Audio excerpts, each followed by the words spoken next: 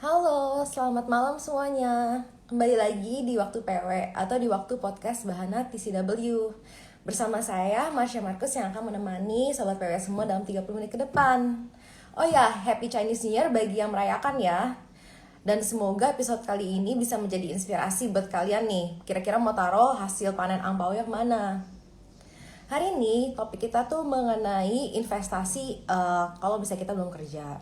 Sebenarnya topik ini sendiri adalah request dari followers Bahana TCW nih. Kemarin ada yang DM kita, Min gimana sih caranya kalau misalnya kita mau investasi tapi kita belum ada pendapatan dari pekerjaan karena saya masih kuliah gitu katanya.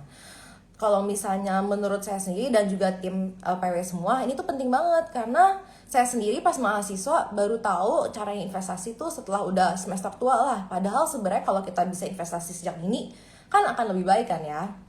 Makanya hari ini saya mengundang seorang mahasiswi yang sudah melakukan investasi sejak dini nih untuk menceritakan bagaimana pengalaman investasinya.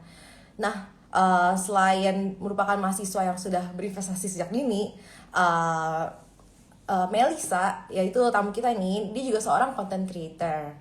Kalau misalnya penasaran tentang bagaimana dia berinvestasi dan juga bagaimana bisa mendapatkan pendapatan, kita langsung panggil aja ya Melisa untuk menceritakan investasinya di sini. Kita undang dulu ya. Bu Melisa yang masuk, aku juga mau ngingetin buat nge-follow sosial medianya Bahana @bahana_tcw. Jangan lupa juga untuk pasang lonceng notification biar nggak ketinggalan kalau ada live yang seperti ini. Dan juga kalau misalnya ada quiz-quiz. Oh ya, kalau misalnya nanti ada yang punya pertanyaan untuk Melisa, langsung aja taruh di comment chat ya. Soalnya nanti penanya terbaik bisa mendapatkan saldo reksadana loh. Oh nih, Melisa ada masuk nih. Halo Melisa, apa kabar? Halo, baik-baik. Kak Tasya gimana? Apa kabarnya? Baik dong. Gimana nih ceritanya kemarin Chinese New Year? Nih angpaunya pasti dapat banyak nih ya kelihatannya. Gak ada yang gak asik sih ya kalau panen angpau. Cuman ya beda aja lah. Soalnya kan lagi COVID ya, jadi nggak sebanyak yang kalau sebelum COVID itu. Waduh. Nih Mel, mungkin banyak yang belum kenal Melina nih Melisa nih dari followers kita. Boleh nggak sih perkenalan dulu Melisa tuh siapa dan mahasiswa apa gitu? Boleh banget dong. Jadi perkenalkan semuanya, nama aku Meli Sayang. Sekarang lagi kuliah di Universitas Prasetya Mulia semester 1. Itu tadi bukan minta dipanggil Melisa sayang kan ya? Oh bukan, Meli Oke, Sayang gitu ya Melisa teman-teman. sayang. Melisa di Prasmo ambil jurusan apa Mel? Kebetulan aku ambil jurusan Finance and Banking.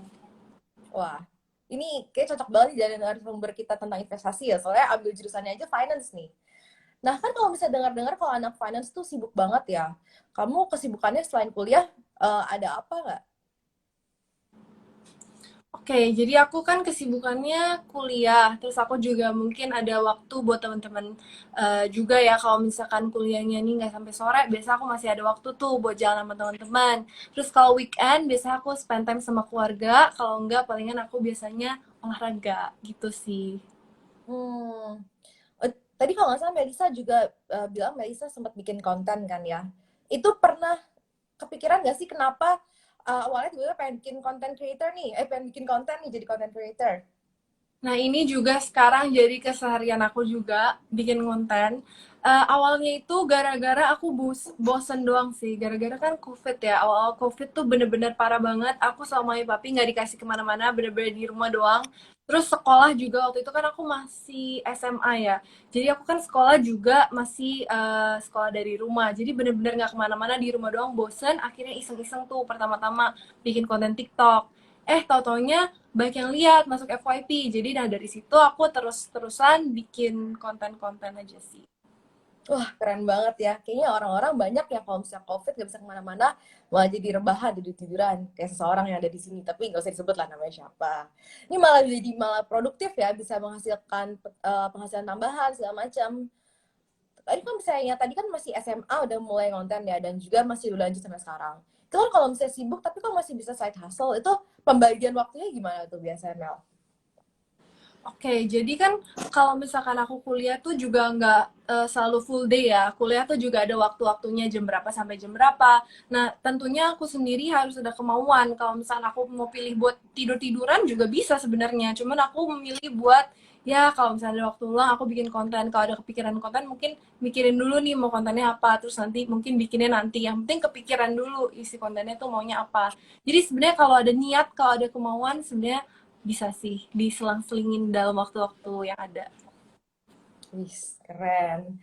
Nah, kalau boleh di-spill nih, kalau misalnya jadi content creator itu bisa nambah penghasilan nggak sih? Atau sebenarnya iseng-iseng doang tapi nggak dapet apa-apa gitu? Sebenarnya nggak menentu ya kalau content creator itu. Soalnya tergantung juga dari seberapa sering kita post konten, terus seberapa menariknya menurut brand-brand konten kita itu, seberapa cocoknya konten-konten kita sama brand-brand nanti baru di-approach sama brand-brand mungkin buat kerjasama atau buat di-endorse gitu sih. Hmm. Wah, inspiratif sekali nih. Jadi, walaupun masih dapat uang jajan dari orang tua, tapi kita masih, Melisa masih kayak nyari side hustle untuk dapat pendapatan sendiri nih ya. Menurut kamu penting nggak sih buat orang yang belum lulus dan masih bisa dapat uang dari orang tua, tapi untuk mencari sumber dana yang lain gitu untuk penghasilan diri sendiri? Sebenarnya tergantung balik lagi sama masing-masing waktu, tujuan, fokus dan juga kemampuan setiap orang ya. Karena setiap orang juga kemampuannya berbeda-beda, waktunya juga mungkin nggak sebanyak aku, mungkin mereka jauh lebih sibuk lagi. Tapi in general kalau bisa ya diusahakan untuk bisa lah cari uang tambahan atau uang sampingan selain dari uang jajan dari orang tua. Lagian sebenarnya enak ya kalau misalnya punya penghasilan sendiri ya. Coba deh, kira-kira kalau misalnya sejak punya uang sendiri tuh ada yang berubah nggak sih? Gimana rasanya kalau misalnya megang duit yang hasil sendiri tuh? Tentunya kalau misalnya udah pegang duit sendiri tuh aku lebih was-was gitu ya. Kalau misalnya udah tahu nih susahnya mencari uang tuh kayak gimana, aku kayak lebih gak boros sih, lebih bisa mengelola uang sendiri gitu sih. Biasa kan kalau misalnya dulu-dulu masih pakai duit mami, duit mami gitu kan, pakai beli apa aja gitu bisa. Tapi kalau udah tahu gimana susahnya mencari uang, ya itu aku lebih berhati-hati lah. Maksudnya lebih lebih diatur lah dalam mengeluarkan uang pengeluarannya. Hmm. Tapi setelah udah dapat uang sendiri tuh uang jajan dari orang tua di stop atau masih tetap lanjut nih? Oh masih uang jajan dari orang tua tetap masih dapat. Tapi Hmm. juga dapat dari yang lain. Wah, asik dong kalau kayak gitu, berarti kesannya kayak punya penghasilan double nih. Kalau kayak gitu sisanya bisa buat kemana tuh? Buat foya-foya atau buat ditabung biasanya tuh? Nggak dua-duanya sih. Jadi aku nggak pakai buat foya-foya, tapi aku nggak tabung juga uang aku. Lebih ke aku investasiin. Soalnya kalau misalkan ditabung itu sama diinvestasi, potensi untuk uangnya berkembang tuh lebih banyak di investasikan ya. Jadi aku lebih memilih investasi daripada menabung sih. Hmm, wah keren banget, memang beda nih ya jurusan finance ya. Nggak cuma ditabung doang. Padahal kalau misalnya orang zaman dulu kan pasti kalau misalnya ada uang lebih, ya pilihannya antara foya-foya atau nabung gitu. Nggak kepikiran untuk investasi. Nah kalau misalnya tadi kan ngomong investasi kan tapi kan sebenarnya banyak. Ada bisa investasi di saham atau investasi lain. Kalau misalnya Melisa sendiri investasinya di mana tuh? Kalau aku sendiri, investasi itu bisa banyak ya, banyak jenisnya ya.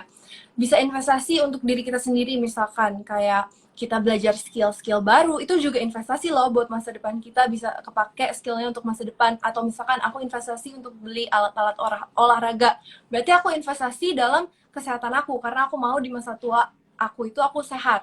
Tapi kalau di dalam aset keuangan sendiri, aku investasinya di reksadana. Hmm, kenapa dari sekian banyak pilihan kamu milihnya di reksadana? Kan sebenarnya kalau misalnya kekinian banget nih, kalau misalnya yang sangat-sangat milenial dan juga Gen Z nih, sukanya bisa kripto atau misalnya kayak di saham. Alasannya apa tuh, Mel? Oke, jadi karena menurut aku ya, reksadana tuh tempat investasi yang cocok banget buat pemula kayak aku dan gak butuh mengalokasikan terlalu banyak waktu. Terus reksadana tuh tentunya aman ya, soalnya udah diawasin OJK karena banyak banget kan sekarang yang kayak lagi viral-viral investasi bodong dan lain-lain. Karena udah diawasin OJK, jadi aku mempercayakan karena dia juga aman. Terus reksadana juga nggak harus modalnya besar gitu. Dia bisa mulai dari 10.000, jadi kayak nggak berat lah buat yang masih muda-muda kayak aku gini. Terus bisa di mana aja, aku kalau mau investasi dari HP, kapanpun. Terus aplikasi-aplikasi yang buat investasi reksadana kan sekarang juga banyak ya. Jadi nggak susah lah buat carinya. Abis itu juga diurus sama manajer investasi keuangan, jadi nggak usah rajin-rajin aku cek-cekin tiap hari, soalnya udah ada yang ngurusin. Gitu. Jadi nggak ganggu kuliah aku, dan juga nggak ganggu kegiatan aktivitas aku yang lainnya. Gitu sih. Oke nih.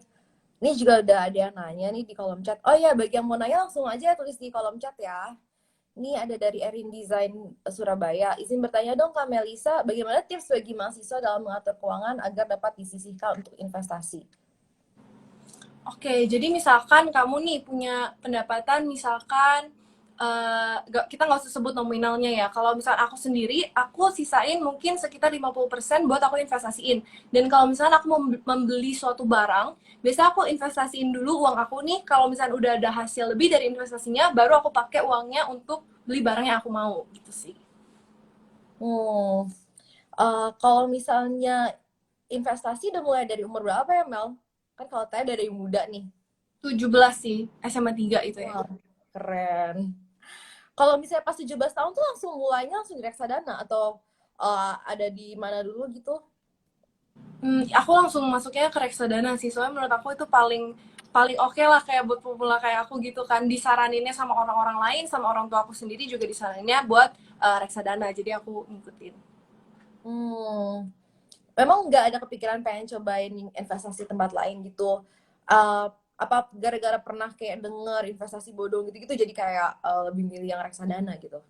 Iya benar sih, soalnya kayak bahkan saudara deket aku sendiri udah ingetin gitu, lihat ya baik investasi bodong, teman-teman aku juga mungkin banyak banget yang kena pengalaman buruk dari investasi bodong, jadi aku udah tahu gimana gitu kan. Jadi aku ya memilih untuk udah di reksadana aja, udah diawasin OJK juga, udah aman gitu kan. Jadi ya udah di reksadana, reksadana aja gitu. Nggak mau ambil pusing juga sih. Iya baru-baru ini kayaknya lagi ngehits banget tuh adalah sebuah aset investasi gitu kan ya, yang Iya. kayaknya temen aku juga ada yang masuk ke situ terus kayak uangnya nggak bisa balik lah, skema Ponzi lah gitu-gitu. Kayak memang kalau misalnya kita pengetahuannya masih belum banyak, belum luas dan masih terbatas, emang paling enak sebenarnya investasi yang kita udah tahu gitu ya, yang kita ngerti banget. Nah, menurut Kak Melisa, bagaimana cara memilih reksadana yang cocok untuk mahasiswa nih? Kan mungkin ada macam-macam ya, mungkin maksudnya ini yang pertanyaan dari Hatsune underscore Ichika, mungkin maksudnya kayak pasar uang, pendapat tetap, dan juga pasar saham gitu ya. Kalau aku sih di semuanya ada ya, aku bagi-bagi di pasar uang ada, di pendapatan ada, di saham juga ada. Tergantung balik lagi ke masing-masing tujuan investasi, goals investasinya tuh apa gitu loh. Jadi balik Hmm. ke kalian masing-masing nih, gimana? Dan juga mungkin bantu jawab kalau misalnya sekarang kan di aplikasi-aplikasi investasi tuh ada ini ya tes-tesnya gitu kan yang kayak mencek profil resiko kamu tuh apa gitu-gitu. Jadi kalau nanti bisa jawab tes-tesnya gitu, ternyata kamu jawabannya ada profil resikonya tuh yang misalnya sangat tinggi, mungkin nanti disarankan ke yang reksadana saham dan juga sebaliknya gitu. Um, ini ada pertanyaan dari Sheikh Koko. Tip kesalahan yang dalam mengatur keuangan yang mesti dihindari di usia seperti kakak. Apa tuh kira-kira? Yang mana ya? Sorry, pertanyaannya apa? Kesalahan dalam mengatur keuangan yang mesti dihindari di usia seperti kakak sekarang. Mungkin Ah, kalau dari gue dulu. oh Ini oke. pertanyaan Boleh, boleh, boleh. dulu. Dulu aja, Kak. Gak apa-apa. Tapi kalau mau sharing. Kalau misalnya gue dulu sih, ini sih, ada namanya latte effect. Jadi kayak misalnya kita tuh kan, kalau misalnya zaman-zaman aku kuliah dulu sih sering banget nih kayak, aduh mau belajar harus beli kopi gitu-gitu. Sehari aja bisa kayak beli kopi, bisa lebih dari 2 kali gitu. Karena berasanya tuh kalau bisa belum minum kopi, belum seger gitu. Padahal kalau bisa dihitung-hitung ya, beli kopi walaupun udah pakai promo aja kira-kira bisa 30.000 kali 2 sehari 60.000. Itu tuh bisa kalau misalnya kita masukin ke investasi itu tuh sebenarnya bisa berkali-kali lipat lebih bertumbuh ya gitu daripada kalau misalnya kita jadiin kopi segala macam. Padahal kalau misalnya kita mau segar segala macam kita kan bisa tidur yang dengan cukup gitu, kita nggak usah scrolling Instagram sampai malam segala macam. Itu kalau dari aku. Ini pertanyaan buat Melisa nih ya, yang Melisa jawab. Kalau di aku sama teman-teman aku sih kebanyakan pada ngikut-ngikutan gitu ya. Jadi misalkan ada investasi apa gitu, kayak mereka tuh pada mau ikutan. Misalkan dijanjikan oleh investasinya itu per hari itu dapat keuntungan 50%. Kan itu agak nggak masuk akal gitu ya. Tapi mereka Mm-mm. tuh pada ikut-ikutan. Jadi kalian harus ingat guys, gak ada yang instan di dunia ini. Jadi biasanya tuh mereka ngikut, tau-taunya investasinya bodong gitu sih. Biasa kayak mereka bisa mengatur keuangannya, cuman mereka salah gitu meletakkan uangnya di uh, apa tempat yang salah. Jadi kayak akhirnya uangnya hilang guys. Jadi kita harus kayak jago-jago nih peka untuk red flag ya. Kalau misalnya ada yang menjanjikan kayak, aduh keuntungannya pasti segini, itu kayak kita harus pikir dulu, mungkin nggak sih apakah itu too good to be true gitu-gitu ya. Hmm, Kalau misalnya kayak ada investasi yang kayak gitu, ya kita nggak usah kerja lah, taruhnya semua di situ gitu nggak sih iya, sebenarnya. ada cari uang nggak semudah itu. Betul. Nah ini juga ada nih pertanyaan lagi, apa halangan kakak yang dirasa berat dalam mengatur keuangan? Apakah ada hambatan gitu? Sebenarnya aku sendiri nggak ada hambatan sih dalam mengatur keuangan aku. Soalnya kayak aku udah tahu gitu kan mau beli apa yang aku perlu. Jadi kalian bikin list aja. Misalkan kalian perlu apa, kalian bikin listnya gitu. Jadi kalian nggak bingung dalam pengeluaran uang gitu sih. Hmm, mungkin nih buat kayak misalnya teman-teman mahasiswa semua yang lagi nonton atau kalau nggak yang masih pelajar, boleh ngasih Mel di spill kalau misalnya alokasi bulanannya gimana nih biasanya? Kamu bikin kayak financial plan gitu di awal atau kayak ya udah kamu sisihin segini segini segini terus pakai yang udah dikotak-kotakin gitu. Kamu lebih tipenya yang kayak gimana?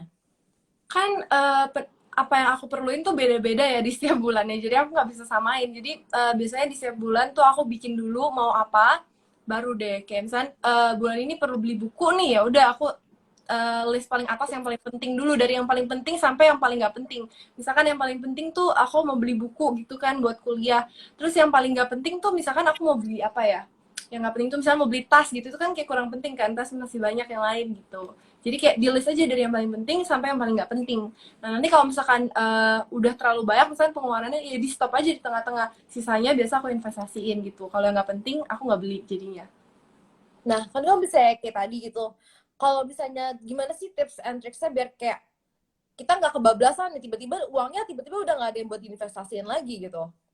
Nah, kalau misalkan biar nggak kebablasannya, kalian tentuin dulu mau berapa persen dari yang kalian punya gitu. Kan setiap orang beda-beda ya. Misalkan kalian mau alokasiin 30% buat investasi atau 50% buat investasi, ya kalian tentuin dulu. Nanti kalau misalnya udah mentok batasannya udah sampai 50%, ya udah kalian stop di situ gitu loh. Hmm, Oke, ini ada pertanyaan juga dari Lukman Hakim 1924. Sebagai content creator tuh penghasilannya kan nggak tetap. Bagaimana cara mengatur budget dan pos investasi dengan penghasilan yang nggak tetap? Tuh. Oke, seperti yang aku juga bilang, aku kan dapat uang jajan juga dari orang tua aku kan. Jadi aku bikin plannya tuh dari yang dikasih uang jajan dari orang tua aku, bukan yang dari content creator yang aku dapetin. Aku biasa tentuinnya tuh dari uang jajan orang tua aku gitu sih. Jadi kayak kalau misalkan ini kan bisa berubah-berubah ya, jadi aku nggak pakai itu kayak sebagai tambahan aja lah. Kalau misalnya ada tambahan ya oke, kalau nggak ada ya nggak apa-apa. Aku juga udah ada lagi nih dari yang orang tua aku kasih gitu buat aku investasiin. Hmm, oke. Nih coba ada pertanyaan lagi nih.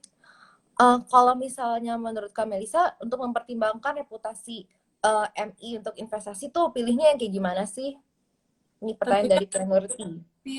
aku sih pilihnya tentu MI yang udah terkenal, yang emang udah jelas gitu namanya. Aku nggak berani sih, soalnya kalau yang kayak kurang terkenal atau aku masih kurang tahu gitu, aku pilihnya tuh yang bener-bener jelas, yang emang bener-bener dia udah mungkin kayak top 10 gitu tuh masih oke lah, atau top 5 gitu. Hmm, Oke. Em, Kalau misalnya, ini ada yang juga yang nanya, kalau misalnya beli reksadana tuh bisa dari mana sih gitu? Kan kadang-kadang dulu pas aku mau beli reksadana juga awalnya nggak ngerti sih cara belinya tuh gimana dan gimana gitu. Oke, jadi kalau misalkan reksadana tuh sebenarnya sekarang tuh banyak banget ya aplikasinya. Ya kan Kak Marsha ya? Banyak banget ya aplikasinya. Hmm, Aku sendiri sih pakainya Bibit Jadi kalau ya buat. dipilih aja gitu ya yang sesuai dengan keinginan dan juga penting kalau kayak dilihat di App Store bisa ada banyak pilihan tuh. Ya udah dipilih aja yang mana yang sesuai gitu. Pilih aja yang Mm-mm. kalian enak dipakai, yang sesuai sama kalian gitu sih. Hmm. Oke, tunggu. Ada lagi nggak sih pertanyaan? Coba ada pertanyaan yang Mel pengen jawab gak?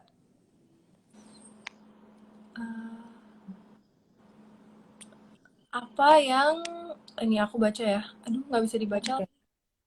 Itu yang di Oh atas. nih, Nggak ini bisa juga ada nih yang menarik nih. Bagaimana cara biar ortu mensupport berinvestasi?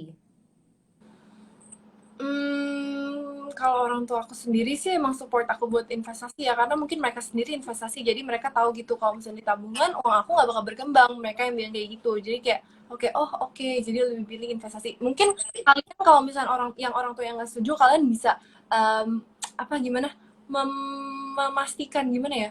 Apa tuh ngomongnya Kak? Hmm, Biar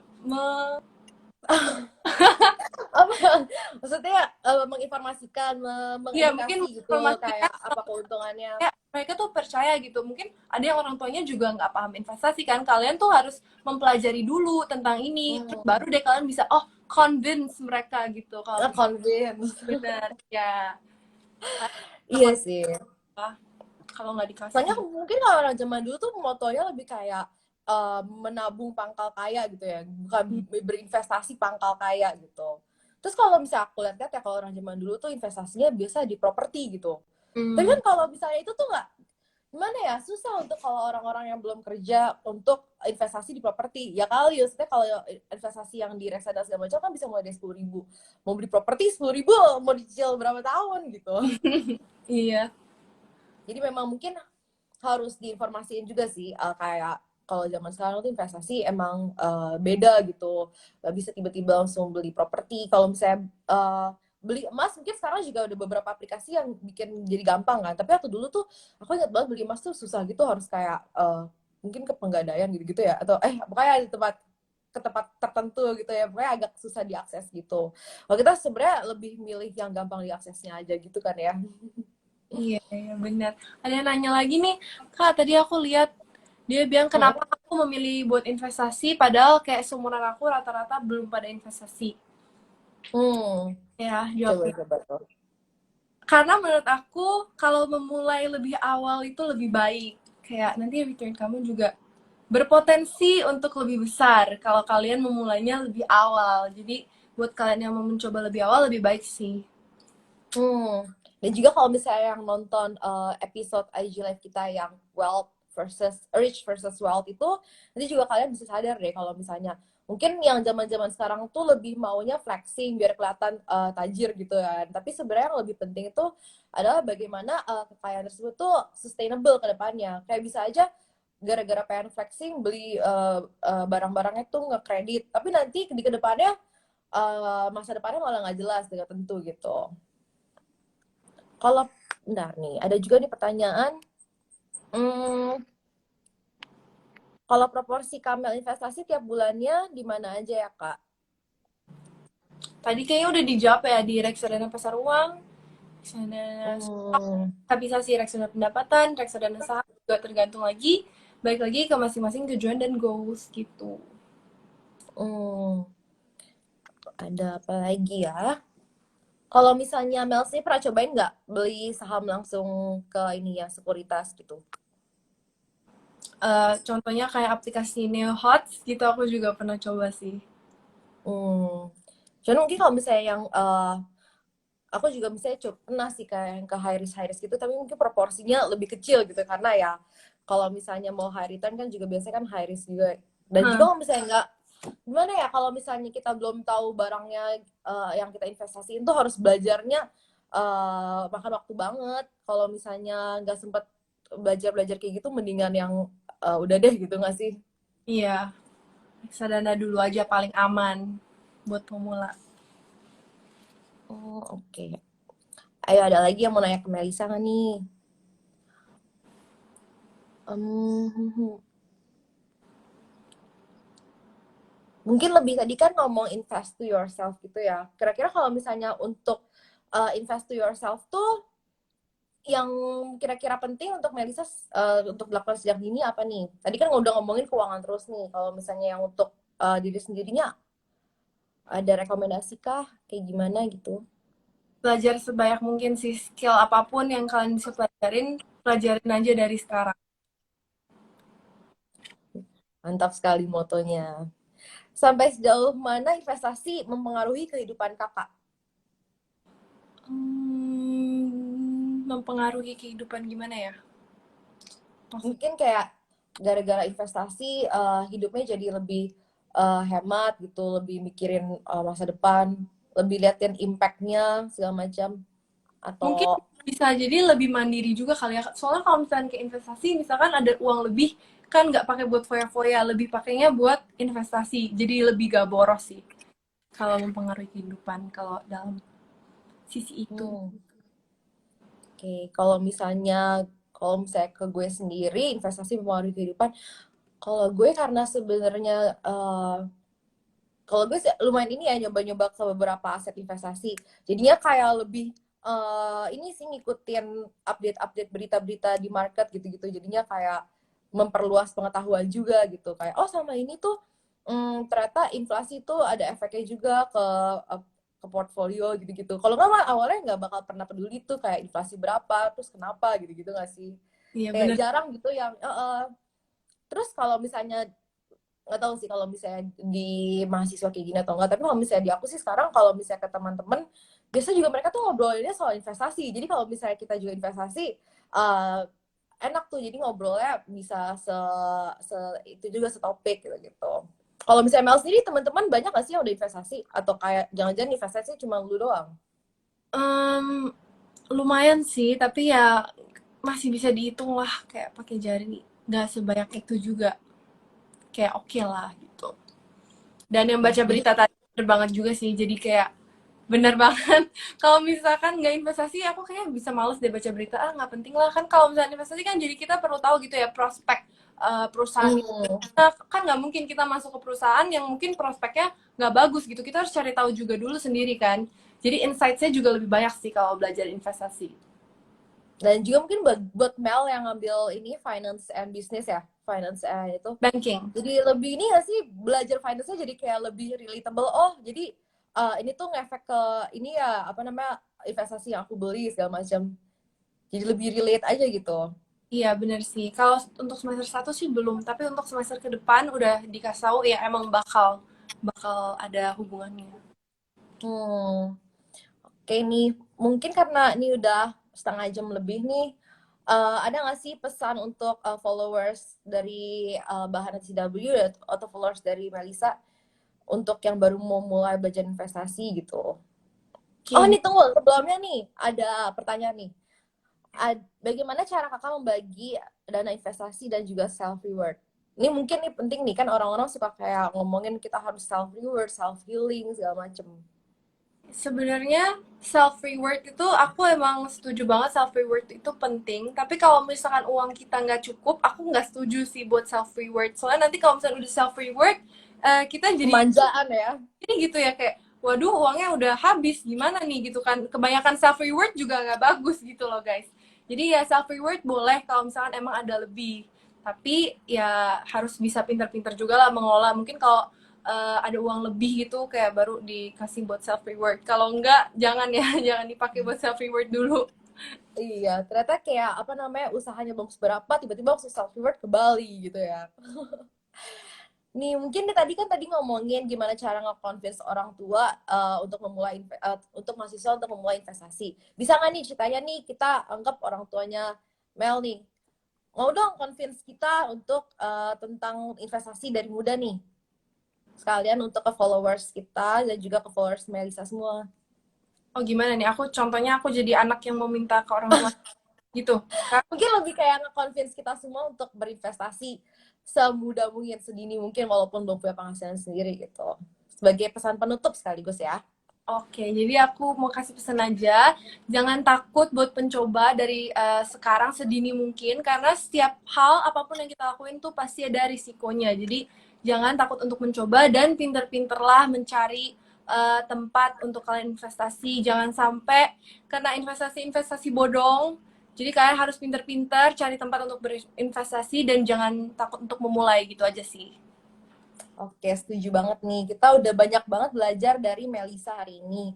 Jadi sebenarnya teman-teman yang masih belum punya pendapatan atau kalau enggak masih belum lulus, itu bukan artinya kalian tidak bisa memulai investasi. Justru kalau misalnya makin muda, karena ada yang namanya, nanti kalau misalnya lihat ada post kita tentang compounding interest, nanti kalian baca deh. Jadi kalau misalnya kalian memulai lebih dini, nanti tuh dana kalian juga bertumbuhnya akan berkali-kali lipat gitu. Nah, Betul, lipat. betul, betul. Nah, jadi kita udah sampai penghujung program kita nih. Kita mau ngumumin pemenang dari yang nge-repost poster kita. Jadi selamat untuk Aldi Kalaru. Nanti bisa kita hubungi untuk sistem pemberian hadiahnya. Dan juga untuk pemberi question terbaik, ini ada dari Erin Design Surabaya. So, congrats to both of you. Nanti bakal kita kontak. So, thank you banget untuk Melisa ya. Hari ini udah mau sharing sama kita semua. Kita juga jadinya terconvince nih pengen investasi dari muda. Dan juga thank you buat followers Bahana TCW semua yang udah dari tadi udah ngikutin. Juga untuk followersnya Melisa. Nih, followersnya Melisa juga bisa langsung follow kita punya IG juga biar next-nextnya bisa nonton IG live kita. Walaupun mungkin gak ada Melisanya, nggak apa-apa ya, ada gue juga gitu.